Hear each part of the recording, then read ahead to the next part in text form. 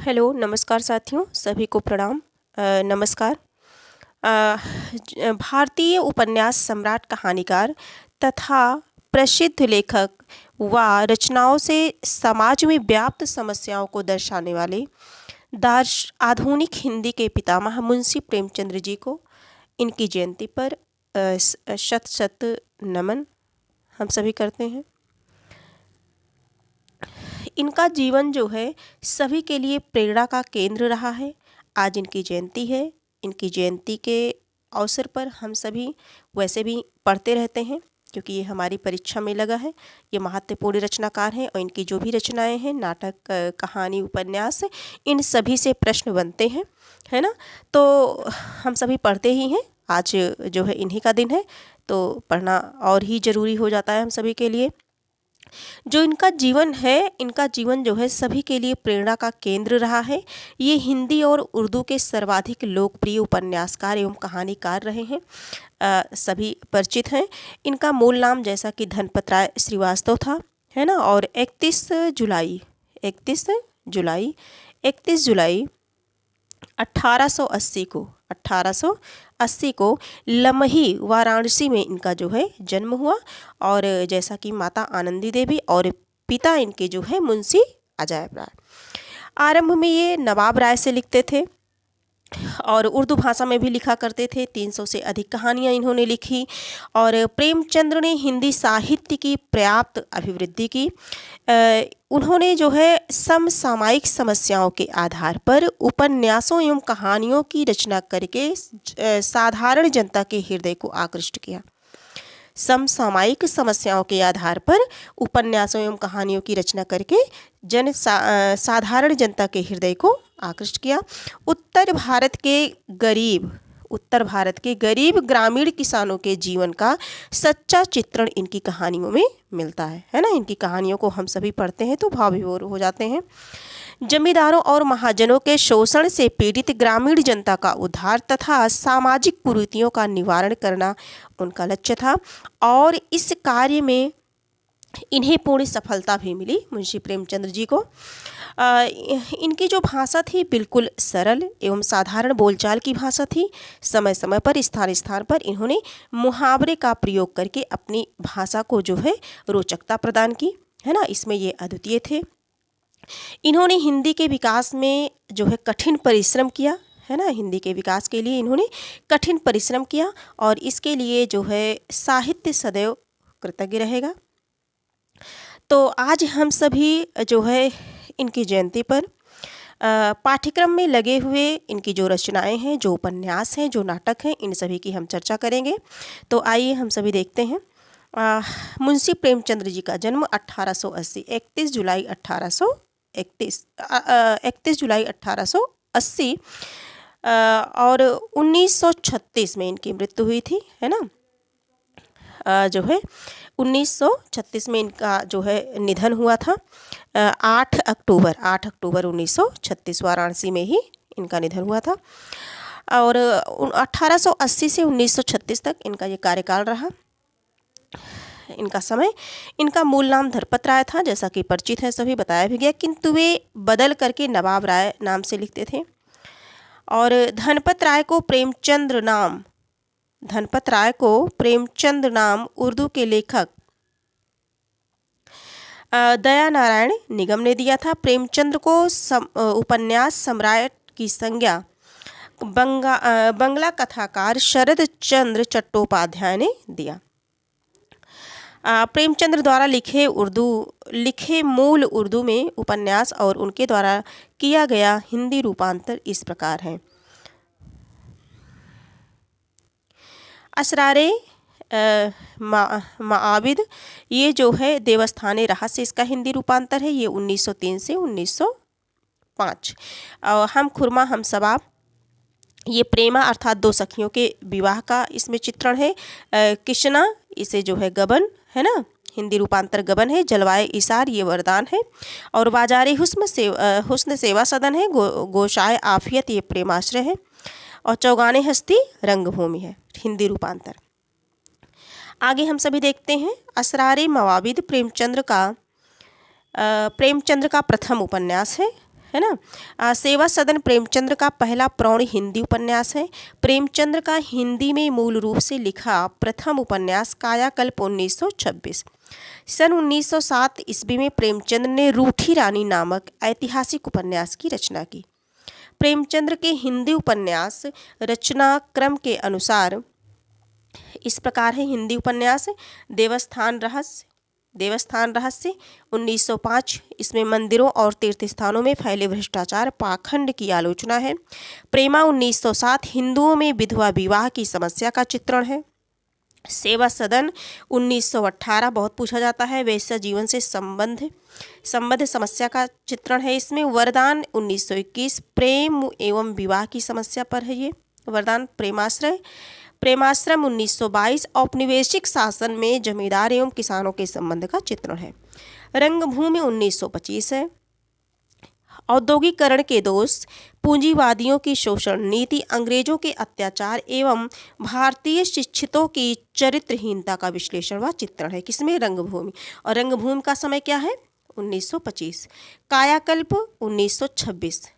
1926 पुनर्जन्म, काया मतलब होता है शरीर, है ना, कल्प यानी कि पुनर्जन्म की धारणा पर समाज सेवा, राजा के अत्याचार, विलास एवं सच्चे प्रेम का चित्रण इसमें किया गया है। हम सभी किसके बारे में पढ़ रहे हैं? मुंशी प्रेमचंद्र जी के बारे में पढ़ रहे हैं। और ये क्या पढ़ रहे हैं? उपन्यास पढ़ रहे हैं। ठीक है। निर्मला 1927 ये दहेज एवं अनमेल विवाह की समस्या पर का चित्रण है। इसमें गबन जो कि बहुत इंपॉर्टेंट है, गबन 1931 मध्य वर्गीय जीवन की असंगति का यथार्थ मनोवैज्ञानिक चित्रण है। कर्मभूमि 1933 हिंदू मुस्लिम एकता, अछूतोद्धार एवं दलित किसानों के उत्थान की कथा है। गोदान जो कि बहुत पूछा जाता है 1936 किसान जीवन की महागाथा एवं ऋण की समस्या का अंकन है। जो मंगलसूत्र है ये इनका अपूर्ण है। मंगलसूत्र क्या है? अपूर्ण, अधूरा है। प्रेमचंद्र ने सन 1929 में प्रेमा उपन्यास को संशोधित करके प्रतिज्ञा शीर्षक से प्रकाशित करवाया। किस उपन्यास को? प्रेमा उपन्यास को संशोधित करके किस नाम से किया? प्रतिज्ञा नाम से। आगे देखेंगे, प्रेमचंद्र ने आदर्शोन्मुख यथार्थवादी उपन्यास लेखन की परंपरा का प्रवर्तन किया। किस उपन्यास की? आदर्शोन्मुख यथार्थवादी उपन्यास का। आगे हम देखते हैं इनके कुछ और हैं। ये प्रेमचंद्र का उपन्यास हो गया। अब इनकी कहानियों से हम सभी परिचित होते हैं। प्रेमचंद्र की जो कहानियां हैं, प्रेमचंद्र का मूल नाम नवाब राय था, है ना। नवाब राय की प्रथम कहानी इश्के दुनिया व हुब्बे वतन शीर्षक से अप्रैल 1908 में जमाना पत्रिका में प्रकाशित हुआ। जमाना पत्रिका में। नवाब राय का प्रथम कहानी संग्रह सोजे वतन 1908 में जमाना प्रेस कानपुर से प्रकाशित हुआ। और सोजे वतन में 5 कहानियां संकलित हैं। सोजे वतन में कितनी कहानियां संकलित हैं? 5 कहानियां हैं। इश्के दुनिया व हुब्बे वतन, सांसारिक प्रेम और देश प्रेम, दुनिया का सबसे अनमोल रतन, यह मेरा वतन है, शेख मखमूर, सिल ए मातम, शोक पुरस्कार भी इन्हें मिला था इस पर। आगे हम सभी देखेंगे इनकी कुछ चर्चित कहानियाँ और कुछ महत्वपूर्ण बातें और देखेंगे इनसे संबंधित। सोजे वतन के प्रकाशन के बाद ब्रिटिश सरकार ने नवाब राय पर सेडिशन का आरोप लगा करके उनके सारे संग्रह को जब्त कर लिया। ये बात तो सभी परिचित है इस बात से, है ना। सोजे वतन उर्दू कहानियों का संग्रह है। सोजे वतन किस कहानी का संग्रह है? उर्दू कहानी, और ये जब्त भी कर ली गई थी, है ना। प्रेमचंद्र नाम से उनकी पहली कहानी बड़े घर की बेटी दिसंबर 1910 में जमाना पत्रिका में प्रकाशित हुई। कब? 1910 में। कौन सी कहानी? बड़े घर की बेटी। ठीक है। आगे देखेंगे, प्रेमचंद्र की प्रथम कहानी सौत है। प्रेमचंद्र की प्रथम कहानी सौत हिंदी भाषा और देवनागरी लिपि में 1915 में सरस्वती में प्रकाशित हुई। किसमें? सरस्वती में। प्रेमचंद्र की प्रथम कहानी कौन है? सौत है। कुछ आलोचक प्रेमचंद्र के पंच परमेश्वर 1916 को इनकी प्रथम कहानी मानते हैं तथा अंतिम कहानी कफन।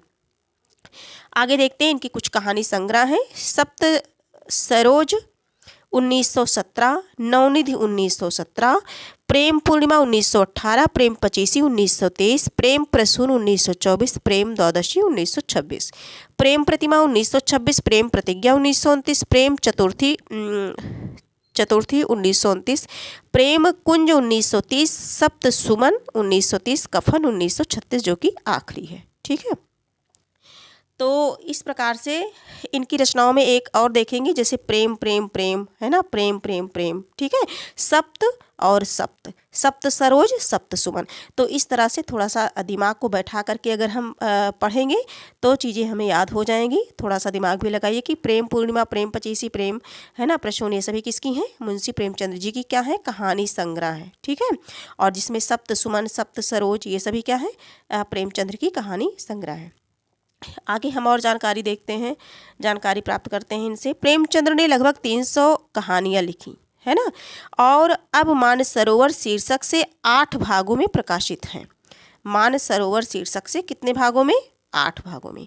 प्रेमचंद्र ने लिखा, सबसे उत्तम कहानी वह होती है जिसका आधार किसी मनोवैज्ञानिक सत्य पर आधारित होता है। ये कथन किसका है? प्रेमचंद्र जी का है। प्रेमचंद्र ने लिखा, सबसे उत्तम कहानी वह होती है जिसका आधार किसी मनोवैज्ञानिक सत्य पर आधारित होता है। प्रेमचंद्र को कहानी सम्राट कहा जाता है। कहानी सम्राट किसे? प्रेमचंद्र को। प्रेमचंद्र की प्रसिद्ध कहानियां हैं। अब तक हम लोग कहानी संग्रह पढ़ रहे थे, अब इनकी कुछ कहानियों को देख लेते हैं। इनकी कहानियों से हम सभी परिचित हैं, बस केवल हम सभी को एक बार रिवीजन करना है। नमक का दरोगा, असज्जनता का दंड, ईश्वरीय न्याय, दुर्गा का मंदिर, बूढ़ी काकी, शांति, सवा सेर गेहूँ, शतरंज के खिलाड़ी, मुक्ति मार्ग, मुक्तिधन, और ये 10 हो गए। सौभाग्य के कोड़े, दो सखियाँ, आंगले ओझा, पूछ की रात, मुंशी प्रेमचंद्र जी की, ये बहुत फेमस है ना। हल्कू झबरा ये सब रहते हैं कुत्ता। 15 है समर यात्रा, पत्नी से पति, सदगति, दो बैलों की कथा, बहुत बचपन में आप लोग पढ़े रहे होंगे है ना। होली का उपहार, ठाकुर का कुआं, ईदगाह भी बहुत ही अच्छी कहानी है ना। ईदगाह, नशा, बड़े भाई साहब, कफन 1936। ठीक है, ये इनकी आखिरी है। इस प्रकार से इनकी कुछ कहानियों को हम लोगों ने देखा। इनकी कहानियाँ, इनके उपन्यास बहुत ही महत्वपूर्ण हैं। आगे हम सभी देख लेते हैं। एक आ गया तो चंद्रधर शर्मा गुलेरी, इनके जो नाटक हैं देखते हैं। प्रेमचंद्र के जो नाटक हैं, इन्होंने 3 नाटक लिखा है। संग्राम, क्या लिखा है? संग्राम 1923 है ना। करबला, प्रेम की बेदी, करबला जो है, करबला और प्रेम की बेदी, ये इनके क्या हैं? नाटक हैं। किसके? मुंशी प्रेमचंद्र जी के। तो आज हम लोगों ने मुंशी प्रेमचंद्र जी के बारे में पढ़ा, इनके उपन्यास को पढ़ा, इनकी कहानियों को पढ़ा है ना, और इनके नाटक को पढ़ा, और इनसे संबंधित कुछ जानकारियों को हम लोगों ने इकट्ठा की। तो आज की क्लास बस यहीं तक है, और हम सभी फिर मिलेंगे, एक नई क्लास के साथ मिलेंगे। तब तक के लिए धन्यवाद।